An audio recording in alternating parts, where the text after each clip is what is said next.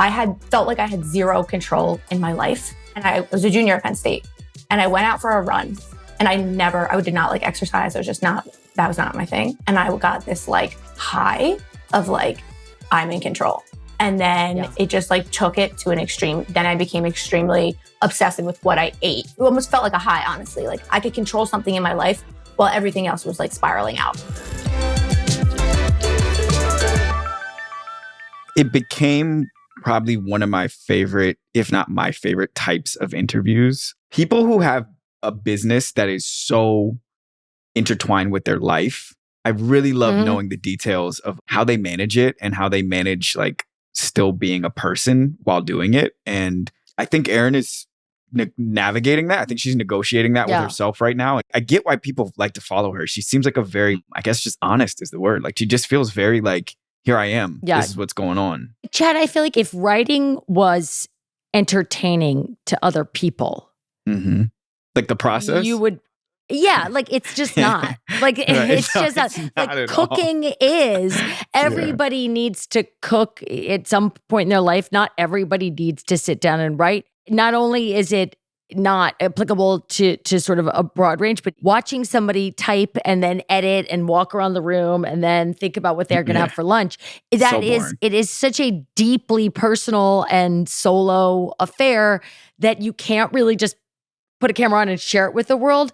But I feel like if you could, you'd be like, I want to share this with you. This doesn't work. This paragraph is terrible. I started here and I ended here and I'm going to chuck it all. It's just a form of creativity that is so isolated. And I try to let people into that a little bit, but it's not a natural compatibility, like the art form to the medium. No. I like having my inner life. I love sharing a thought and like my emotions and being all, feelingsy and all that stuff. But I also really love having my space from other people's opinions and opinions of me and like opinions of what I do. I'm not a comment reader. I don't answer the DMs, you know what I mean? Unless they're nice. I like the magic of making something in its full form and then like putting it out into the world. And when you let people into the process, you lose that like magic trick component of it. Even somebody as creative as Erin is, who is sharing her personal world and her creative space of like her kitchen and what she's doing, she edits. You know what I mean? And there's something about having the control. It always really chapped my hide like crazy when they'd be like, oh, we're just going to have some B-roll on set. There's just going to be some B-roll, like an extra camera wandering around where it feels like you can't fuck up. Right. And the reality is the creative process is filled with fucking up, whether you're acting, you're writing, you're cooking, whatever you're doing. And it's filled with mistakes. And some of those are charming and relatable. And some of them are shitty. Right. Yeah. Yeah. This week, our guest is Erin Morrissey-Antoniak. She's a food blogger, influencer. She is a social media celebrity, and she has a really interesting story that got us talking about living online. She's a blogger, recipe developer, food lover, entrepreneur behind Erin Lives Whole. ErinLivesWhole.com and Erin Lives Whole on Instagram. Here she is, Erin Morrissey-Antoniak. Hi, hello. Erin. How are you guys? Good. How are you? Good. So nice to meet you. I'm coming at you from Philadelphia, and I was just saying, it was like rare that we have a sunny day like this. And I said, I must be channeling all of the LA vibes right now because it's very sunny and nice and beautiful here. And you're from Philly, right? I'm from Philly, born and raised in the suburbs, and then I never left. I've lived here my entire life, which I always was like, I'm that girl that's going to go live a million other places. And now I'm here, and I got married here, and my husband works here, so I'm here for life. Does your husband work with you? No, he used to work at Boeing. So I'm in his office right now. I will never have him work for me because we need to have two totally separate lives. We would drive each other crazy for sure. But you are an entrepreneur. I mean, you do have a business. You have employees. How long have you been an entrepreneur? I started when I was 24. So that was 6 years ago. I was reading blogs all the time. And like Instagram was just starting to really be like a tool that people were utilizing for like their business. And I was always following it. And I was just like, I love to cook and bake. And I felt like I had so many stories to share. But my mom one day was just like, why don't you do that? Like you sit here, you're scrolling for hours, reading other people's blogs. You should do it. And I was like, I definitely could never. And then I just kind of was like, you know what? Like maybe I should. And I kind of just one day was like, all right, I'm going to figure this out. I'm the least tech person ever. Like I know nothing about anything technology, which is not great for the industry I'm in. But I like taught myself how to do like a WordPress blog. And I launched a blog and an Instagram in April of 2017. And I was so dedicated to it. I'm going to make this my baby. So I worked at a software company and I was on my lunch break, taking like an hour-long lunch break, posting my breakfast that I ate that morning, posting brownies that I made with like pumpkin or something weird. And it honestly just took off. Like it just completely took off. And I was not expecting it. I wasn't ready for it. I kind of just was like, I meant to be this corporate girly. And my life just like totally changed because I was like, wow, I have this whole other avenue now, which I'm obsessed with and I love. And I love the fact that like I can share a little bit of my life and my recipes. And I shared more of my story, which we can get into for sure. But I shared so much stuff on there. Like this was pre-Instagram stories too. So this was just like through a post of food. And just I would like type still posts. Exactly. Just still posts. The show is called Quitters. And I saw that you did end up quitting that corporate job. What was it about the blog that took off? And I'm using air quotes for those who are listening, that made you feel safe enough to quit? That was the hardest part because I wasn't necessarily like making a ton of money. It was just the fact that the traction was there. The things I would post would just like skyrocket. And I don't know what I was doing. I just would post. And I think it was because I was just like there every day, right? Like I posted every day at 9 a.m. Like I was there. I showed up every single day. I would guess I used the right like hashtags or something. Mm-hmm. And within the first year of me posting, I had like 45,000 followers. You started in 2017, you said? Yep. Okay. And you post every single day, 9 a.m. Did you have a plan in your head? You're like, every single day, I'm going to post at this time for this amount of time, and I'm going to see what happens. Was it like that? Or was it just like obsessive interest? It was obsessive interest. I had like no actual business mindset before when I was going into this. It was just like I was going and I was sharing my recipes and I was just going to see like where it took me. I really liked it. Like I found this community of people online that were also doing the same thing that I was doing. And a lot of them were girls at the time who were 24, 25. And they were posting their breakfast and they were posting maybe their favorite outfit or something. And so we like had this instant community together. And I can see like all of these girls now, like a lot of them are in the same position as me. Some of them aren't doing it anymore. But I just was kind of like, you know what? Like, I'm just going to go for it. And I think when you get positive reinforcement, and sadly enough, it's through likes and it's through like growth, like Instagram growth, you want to keep doing it. You want to chase after that high. I was like so dedicated to it. The digital serotonin shot that they have programmed us with, for sure. I also kind of think there's something that you feel in real life when you're going towards something that is good for you, towards something that gives you energy. I think there's a feeling that you feel just from that too. Were you getting that feeling as well, like separate from the computer boost? Yeah, 100%. I mean, I had someone make my recipe and they were from Ukraine. And I was like, what? This is touching people in so many places that I didn't really know it had that reach. And I realized like, wow, there's a lot of value into this. And what I say matters. I started sharing personal things. And I think a lot of people are afraid to get personal on their like platform. Yeah. I think it helped me out a lot, just being able to connect to my audience. And I just had so many people either relate to a story I shared. They felt like they knew who I was, right? They felt like they know me. And it's just from me from behind the screen. It's so crazy now because I still have so many people that I talked to at the very beginning. I still like try to answer all of my DMs, which is a little crazy. All of them? Yeah, it's crazy. But I love connecting. I really do love. There's so many like incredible people that I've like really connected with just through Instagram, which is awesome. What was one of the first personal stories that you posted that made you realize you were connecting with your audience in a different way? I left college because I had a pretty severe eating disorder. And it was something that was not in my trajectory that I ever thought would happen. I grew up in a household where like food was given no power. We had a standard American diet. Like my mom never pressured us to eat anything. Like it was just very like, I felt like a very healthy relationship with food. And then I went off to college and I was one of the only people in my friend group that really had no idea what they wanted to do with their life. And I just like didn't have a calling. Like I watched my friends who wanted to be nurses and they were like, I'm going to be a nurse. I can't wait. That's my thing. Or teachers. I was struggling. I had no clue. That was a part of my world that was like out of control. I also had a high school boyfriend that things didn't go really well.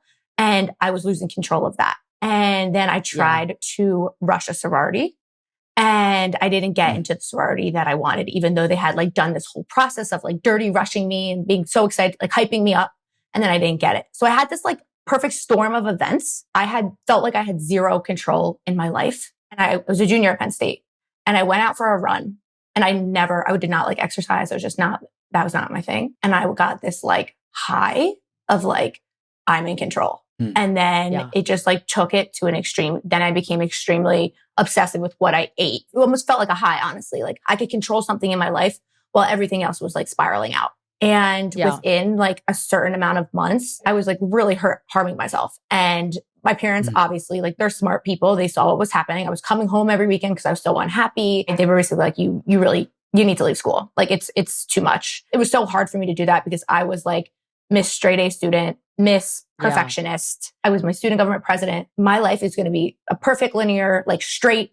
I'm going to climb the top of the corporate ladder. Like that's going to be me. But you weren't sure what corporate ladder it was going to be. I'm putting my experience on you. So to correct me if I'm wrong, school is a very clear trajectory. You know, you do this and A, you can do this, you get another A. If you don't know where you're going after that, it's meaningless. It feels like a meaningless climb to the top of what? What made you want to post about that and make that public? That's a very raw place to have been. I was so embarrassed at first. Like I was mortified. I didn't want anyone to know. I had to go away for like a few months at a place because people would have been like, oh my God, Erin, it happened to her. Oh my God. Like that's what I was thinking. As my platform was growing, I kind of realized that I was learning and hearing more stories of other people my age of this happening too. And then I was like, you know what? I think there is value in me sharing this because like I need to get over the fact that I have this stigma in my head that like this is embarrassing. Because I think that this can really help people because sure, it took me a while to get back to living a normal life. But I was at such a point when I started sharing it. It was like 6 years plus at that point. And I had done so much work and I wanted to share that it was possible that you could feel better and you could feel healthy again. And that didn't have to be your whole narrative and that didn't have to ruin your life. And that doesn't have to be it. Sure, you will have these things for the rest of your life. You will have to find a way to deal with. But there are so many ways and tools and things that I learned that I knew would be of value to share. What was the point when you developed the eating disorder? What was the point when you realized that? And what does that moment like feel like? I have one of those things that you hear about that are dangerous or bad for people. And now I have to figure out what to do about it. I was in complete denial at first to the point where like I agreed that I would go see a therapist at my school at Penn State. And I went there with the intention of them not even talking about this at all. I thought maybe they were going to talk about like my anxiety. After a few sessions, she needed to refer me to an eating disorder specialist. And I remember being like, what? Like, I don't have an eating disorder. Like, that's not me. I'm not going to that appointment. I eventually like started to like be like, okay, I'm seeing an issue here. But then one of my doctors basically just said, you need to be on complete bed rest. Like I don't know if you're going to survive if you keep walking around. So that for me, I was like, okay. It's triggering for a lot of people who are listening, who are eating disorder survivors and still deal with it. I'm being one of them. So I don't want to say how much weight you lost. Did you look weak and frail? Yeah, I did. I've like since deleted all of the photos because it's just like not something that I ever really want. So smart. Think about that all the time. I still have a couple pictures. I get conflicted when I see them. I'm like, I did that. Right. And there's half of me that's horrified and half of me that's impressed because that took a lot. I think it's really smart that you deleted them. If I'm in a moment of weakness, I'm like, dang, I wish I could go back and look at what I looked like. There's always going to be some voice in your head, even for the average person. Like bodies and the way we look is just a thing that we're going to have to deal with for the rest of our lives. Sometimes I'm like, oh my gosh, I wish I had those photos. But then I'm like, no, you don't. Even though you were at that weight, you were actually a miserable human. You were miserable. You weren't fun to be around. You were 21 and you weren't going out because you were afraid of like calories, taking calories in. My life was not good at that point. So that's like kind of something I always try to remember too. And now a word from our sponsors. Hey, Chad. Hey, Julie. Guess what I am? A person. A mother. I'm a mother of 3. And it's Mother's Day. You have a mother.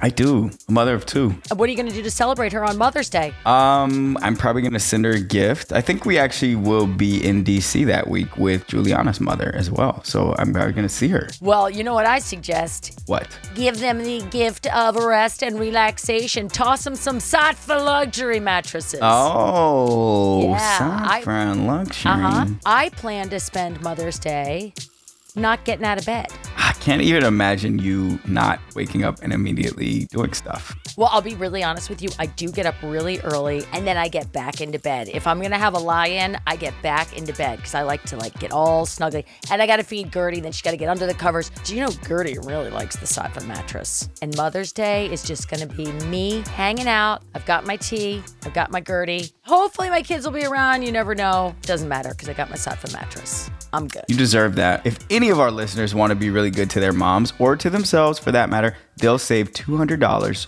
on $1,000 or more at sattva.com/quitters. That's SATVA.com/quitters.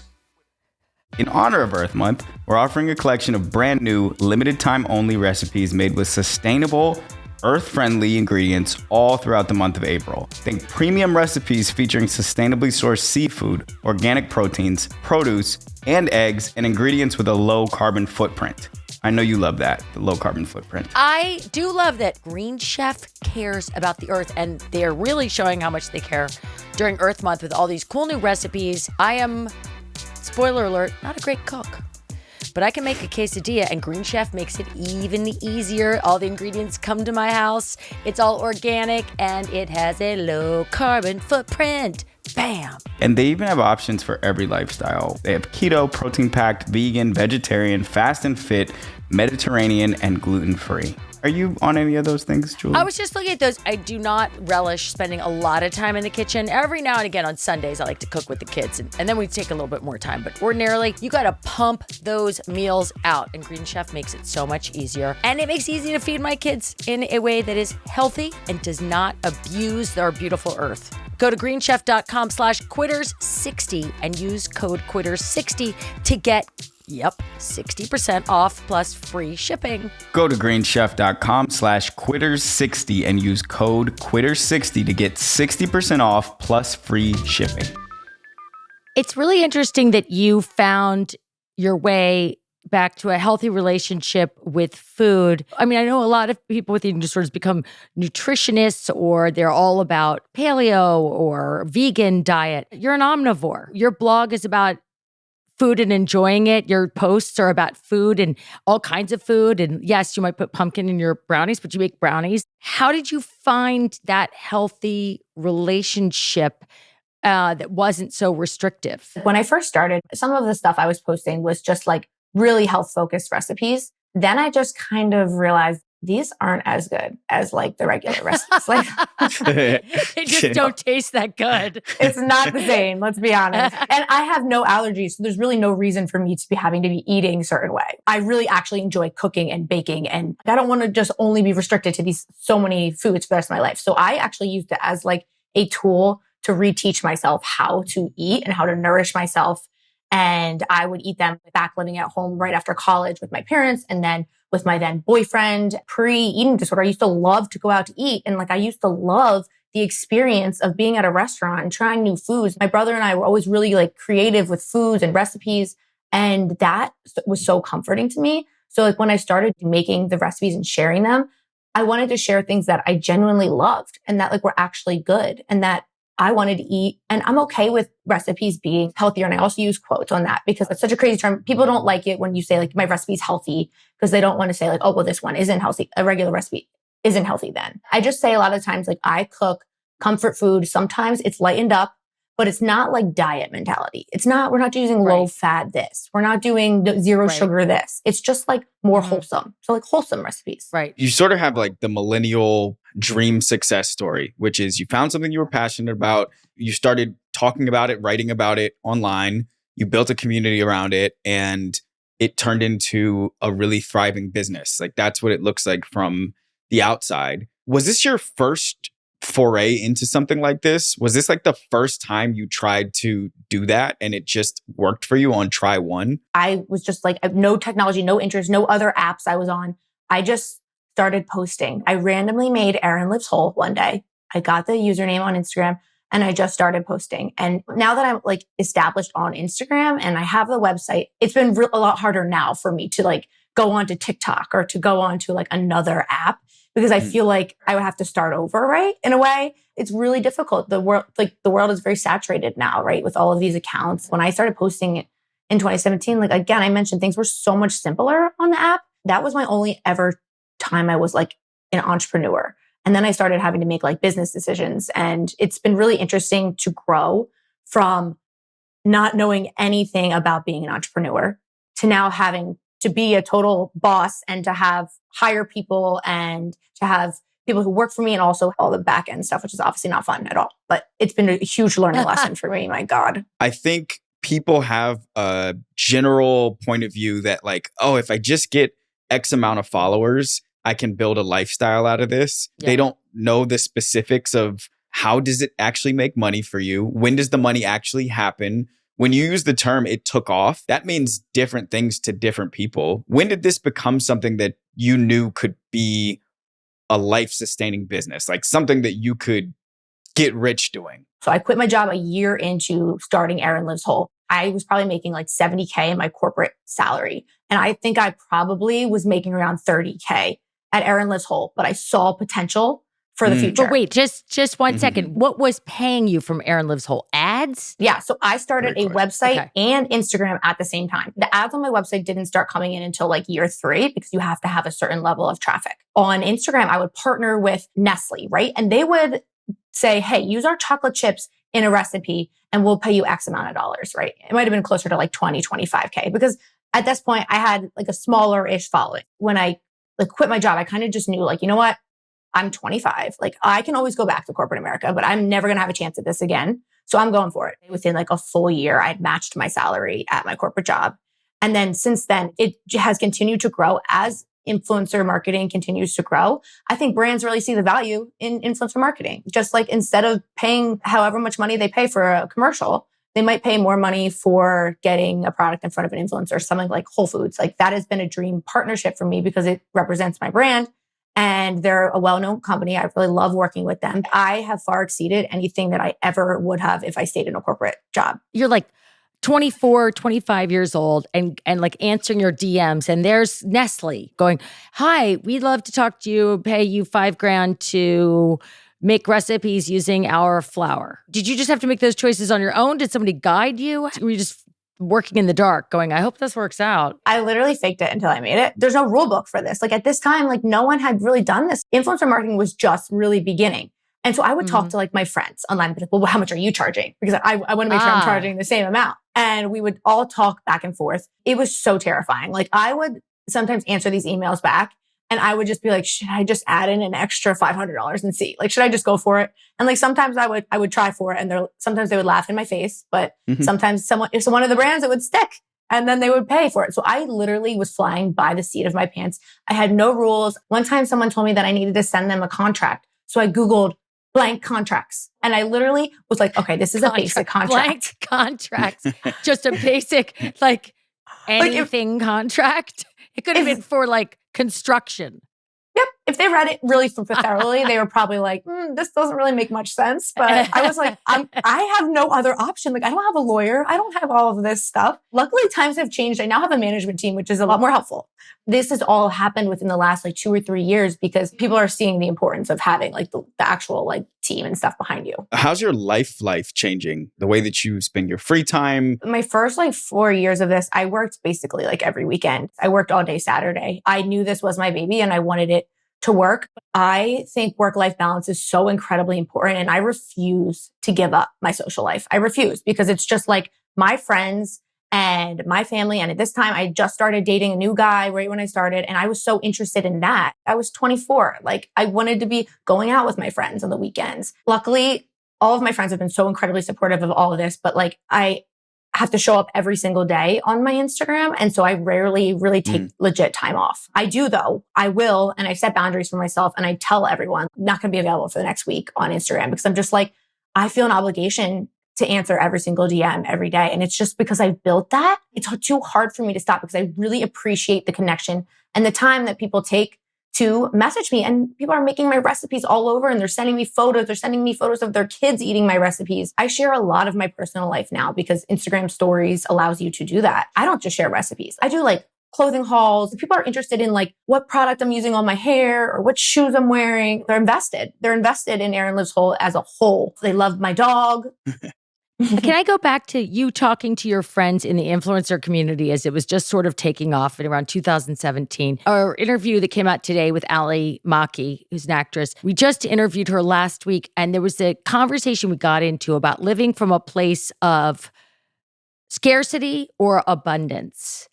And this idea that there's not enough room at the table for, she's an Asian American actress, and the idea that, oh, she just had to shut up and behave because there's only room for one like me at the table. And with women, there can be the mindset of scarcity, like, I'm going to run through the door and shut it behind me. It sounds like you were returning back to a community that was either naively or genuinely positively abundant.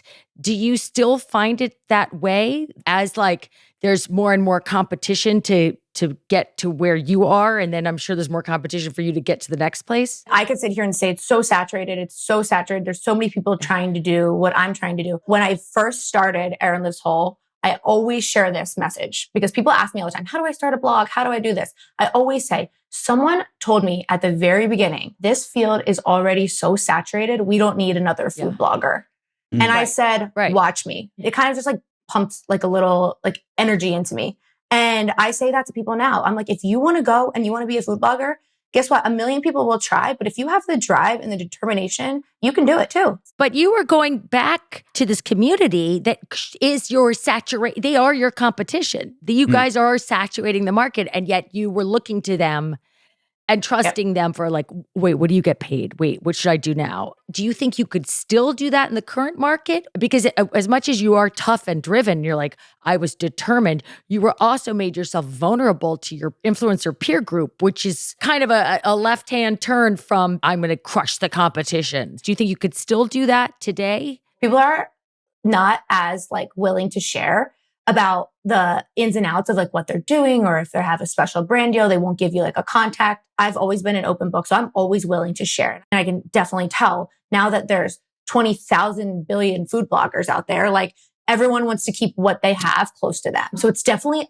become a little bit more difficult to like have that same camaraderie. But it's so funny because I seriously have a group of 15 to 20 people that we all started around the same time. And we are all pretty supportive and open with each other. So it's been helpful to have that because it's like we were in this since the beginning together, from what our beginning was together. It's tough. It's really tough. Without my management team, I would be probably making about half of what I make because I just don't advocate for myself. And it's like hard to know exactly how much and what's acceptable. When you say like anyone can do it if they have the right sort of determination, it like rings a bell in my head because I have to assume that you have some superpower beyond consistency and determination. My brain started writing one story, which is you have a personality that can attach itself to something and really like zero in on that. And I've written that same story in my head about Julie. Do you think there's anything to that? There was something in you that made you obsess about changing your body.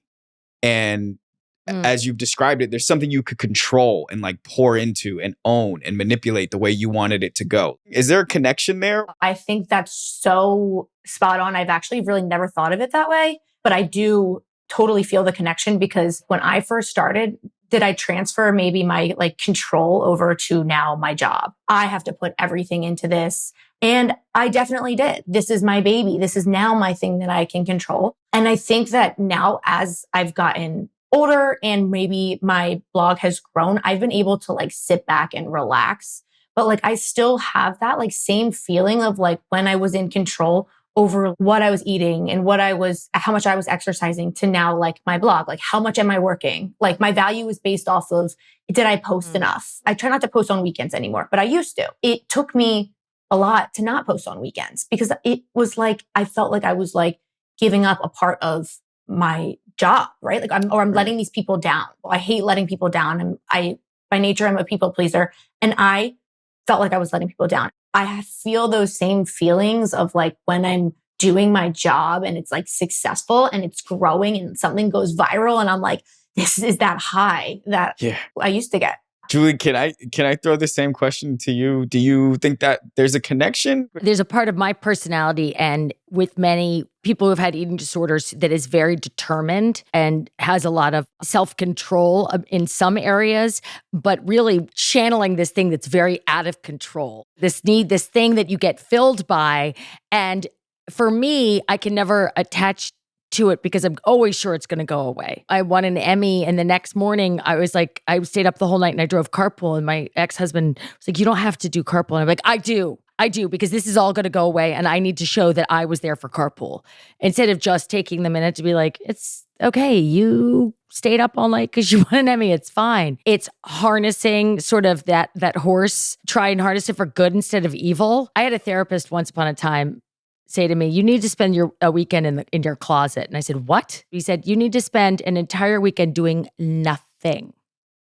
And I was like, what? And this is way before I had kids. So it was possible that I could have done nothing for a weekend, but my brain's always thinking about what's next. And ultimately, as you get older and older, you realize it doesn't really matter if you can't enjoy what's happening now. And I wanted to ask Erin, if I said to you, you need to spend the weekend in your closet, i.e. just doing nothing, like turn the phone off, no work whatsoever, order dinner, you're not cooking, could you do it?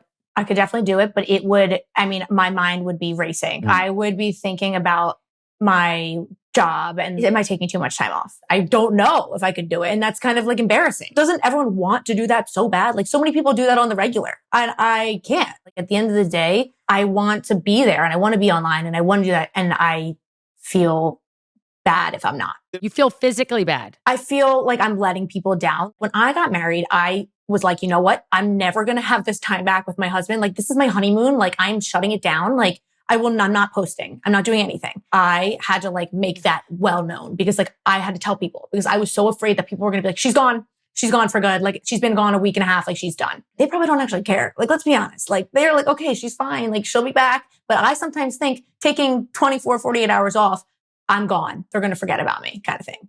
And now, a word from our sponsors. Well, hello. Today's episode is brought to you by Starbucks Ready-to-Drink Coffee. Tune into moments that matter with the uplifting boost of Starbucks Mocha Frappuccino Chilled Coffee Drink. Available now, online, or wherever you buy groceries. Do you like coffee? I do like coffee. I have some coffee right here. I'm a little lazy. I don't like waiting in line for it. Even as easy as they make it now, you do it on the app, all that. I like it right out of my cupboard. That's why I like Starbucks Ready-to-Drink Coffee. That's right. You got to drive carpool. I mean, I wish I could stop, but then if I stop, then the kids want something. Sorry, I just want my own. So I just get Starbucks Ready-to-Drink Coffee, grab it. I'm doing carpool. I'm awake. I'm ready to face the day. Life moves fast. Starbucks Ready-to-Drink Coffee delivers an uplifting boost that helps you tune into the moments that matter wherever you are. Yeah, I like the range of the Starbucks Ready-to-Drink Coffee. Whether I want to grab a Starbucks Frappuccino chilled coffee drink or a Nitro Cold Brew, my favorite. They have 4 delicious flavors of bottled Frappuccino. They have mocha, vanilla, which is my favorite, caramel, and coffee flavored Frappuccino. Starbucks coffee ready for right now. Shop the full lineup online or in store wherever you buy groceries. Is it the fear of making them feel abandoned? Is it a fear of the opportunity cost that you might lose the momentum and the traction that you've built? Is it a fear of not being able to feed the impulse to pick up your phone and do the thing? Is it all those things? What's the driving feeling? It's definitely all of those things because it's a mixture of me feeling like I don't want to let people down. I don't want them to go away. That's the thing. Yeah. That's my theory. It's them going away. This is a projection. You're projecting onto your followers your own struggle with object permanence. Like if you can't see it, it doesn't exist. It's going to go away. And that you're projecting that onto your fans, your subscribers, when the reality is that's yours. It's definitely mine. If I'm online and there's someone I follow, I have no idea that they're not posting for 2 days. No one does. No one cares. Right. And no one cares. like sadly, no one cares. Like you don't even know. Yeah, right. I mean, right. There's you no don't know signal. it. You don't think about it. And so it's your fear of not being seen, and it's your fear of being forgotten, of being disappeared. You can be doing good things to stay present and in people's attention. You can do bad things, but the impulse is the same, and that is that you're afraid of being not seen. Do you remember when you first had fear of not being seen or heard? There was so many times growing up, I always stuck out because I had red hair, but it wasn't always a good thing, right? It always made me feel like I was different. I wasn't that person that was like going to be the first one called on, or the first friend, or the best friend of someone who's the gorgeous girl or whatever. I try to protect myself from ever feeling that way again. Now that I had people like interested and they're feeding me this positive reinforcement all the time. Majority is positive reinforcement. And maybe I'm afraid that that's what I'm going to lose if I don't show up every day or every minute. Like I could be running around on a Friday and I've gone to Trader Joe's and I've done all this stuff and I'm like, I haven't posted yet. I get this like intense stress in my body of like, oh my God, I'm going to lose everything. That's all happens within like 15 seconds in my head. I love so many aspects of my job, right? Like I have a flexible job. I actually genuinely really love what I do so much, but there are so many aspects that are pretty like stressful for me. Having to constantly show up and the fear of like missing out on opportunities if I'm not there. Would you ever outsource the social function to somebody else so that you can completely vacation from even the impulse to do it? You do not strike me as someone who would trust easily someone else to do the work that you need to get done the way that you needed to get it done. I saw that you have a team of 7 contractors. How has that process been for you? The outsourcing of anything to other people? It's all been people who are like experts in their field. I've had to let go of that control or else nothing will get done in my business. And I won't be on Pinterest and I won't have Google Web Stories now they're telling me I have to have. So it's like, I have to let go of that. I don't strive necessarily for perfection with those things. I just kind of like want to show up and be a little bit present there. But my Instagram, I just had such a hard time letting that one go because I can't, because I feel like that is my baby. And that's really, truly, I answer the DMs. Like people sometimes are like, oh, I didn't know that you were going to actually answer. I'm shocked. And I'm like, yeah, I love Instagram stories and I utilize them as a key part of my business. People like watch the stories, right? They know what I'm doing. They know where I'm at. They know I just went to the dog park. People like that. Like they watch it like it's like a reality TV show. Like they're interested in what I'm doing. I could definitely get some help with like doing some of that stuff. But I always say, oh, next, like when I grow a little bit more, but I'm not sure if that'll happen. You went from an employee to an entrepreneur. You're also a writer. You said your life is a reality show. So you're a producer, you're a filmmaker, you are a personality. You are also now a famous person. I mean, if you're on a reality show with 227,000 people watching it, like you're famous. Do you feel like you wear all those hats? I don't until someone like tells me it, but I don't necessarily feel that. Like I just feel like I share my life and I cook recipes and I share the recipes. I'm editing the videos and I'm creating the content. But like as a whole, I just feel like I'm just Erin Lives Whole and I'm sharing a bit about my life. People are interested in it. People like the stories that I tell. And I think that that's how I really take it. Like I honestly don't feel like I have all those different hats. I think being an entrepreneur, that's just part of doing it, right? You have to step up and do multiple different aspects of your business. With all the posting and all of the social media going out, it can be a smokescreen. Oh, I'm sharing everything about my life, but it could also be a smokescreen and I'm not sharing X, Y, and Z behind the scenes. Are there things that you consciously protect? You can go to the dog park, you could look messy or whatever, but you're really not going to show. There's got to be things that you consciously protect. And I want to know what they are. Like I do love to share like fashion and stuff, but I show up looking like myself every day. Like I don't come on with a facade and all this makeup and all this stuff. Are there things that I really protect? Honestly, not really. Unless someone really says like, hey, I don't want to be on your Instagram or I don't want to be like behind the scenes, whatever. I really share a lot of stuff. I honestly don't know if there's anything that I'm like, absolutely not. This is off limits. I won't share that. But maybe that'll change if I have kids and I won't necessarily want to blast them. I feel like I haven't even thought about that, but I just feel like that might be one thing that I'm like, all right, I have to draw the line somewhere. Because like I blast my husband and I'm like, I'm sorry, but I need you for this content. Okay.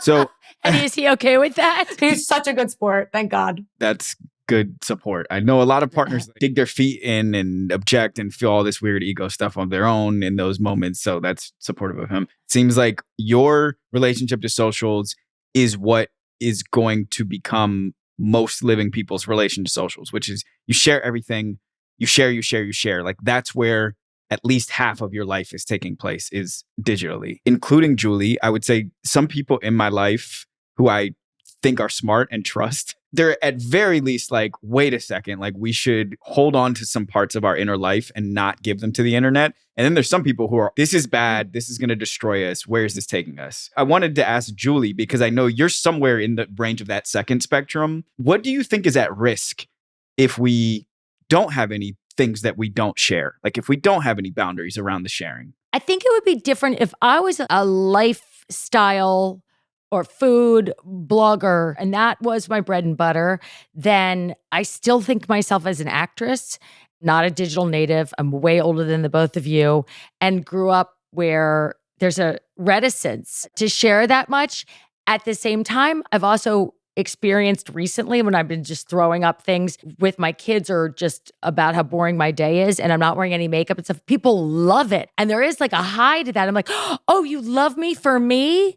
And trying to make sure I don't go too far down that rabbit hole because I don't want to get my validation from strangers. I want to make sure that I'm okay first. And frankly, 90% of the time, I'm not okay. I spend a lot of time in therapy. That's really where I live most of the time. And I don't think the world really is that interested in like the navel gazing. It's much more fun to watch a beautiful 30-year-old with gorgeous red hair, sorry, must be said, deserves its own Instagram, the hair. Cooking or unboxing or sharing life. I mean, do you share when you're like, oh my God, I've got the worst PMS, I'm miserable, I have a terrible acne, and I don't want to do anything today? That's something I probably wouldn't share. Yeah. But I could see myself doing it, which is weird enough. My mom will sometimes message me and be like, did you need to share that? Do you have to share that? There's definitely things in my personal life. I am not holding the camera 24/7 around. I'm doing this. Now I'm doing this. Now I'm doing this. It's more just like basic things like cooking, and people like the unboxing and they like seeing that I'm like a normal person who doesn't show up with whole makeup and has a perfect life, because I don't have a perfect life. And I found value in sharing that my life is not perfect, because people can relate to that more than they can relate to the shiny diamond influencer. But is the value for you?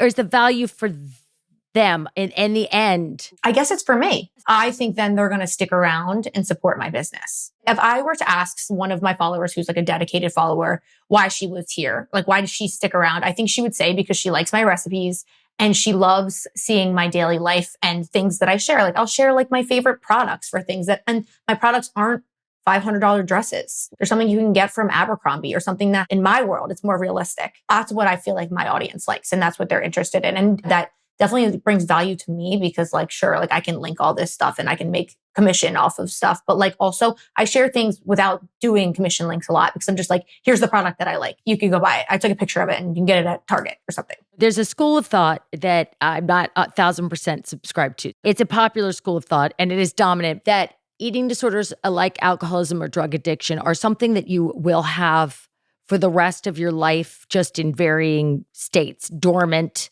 being the most neutral, but not gone, not dead. Do you ever feel like your eating disorder is dormant and is, every now and again it's waking up and coming at you? Or do you really feel like it is something that is in the past? I think that it's dormant. I literally worked so hard. I kept saying to myself, when I was going through this, I want to have kids. I want to have a family. I want to have a healthy relationship. And a lot of things in my life as I've gotten older, have just forced the eating disorder to go dormant. No matter what, I feel like everyone who goes through that will always have that in the back of their head. But I also think a lot of people in general have a voice that's body dysmorphic or you don't look great today or something. But I think that it is harder for people like us, and we have to work a little harder to not let that voice totally creep in and ruin our day. I did years of therapy after, and I feel like I have so many tools now. And also I'm generally happy in my life. I can tell when there's waves of me being really anxious and really stressed out in my life and maybe going through a tough year or something. Then that's when I have more of those thoughts. Right now, I honestly just feel like my life is not in this crazy hustle mentality, but I'm also just doing my everyday job that I normally do.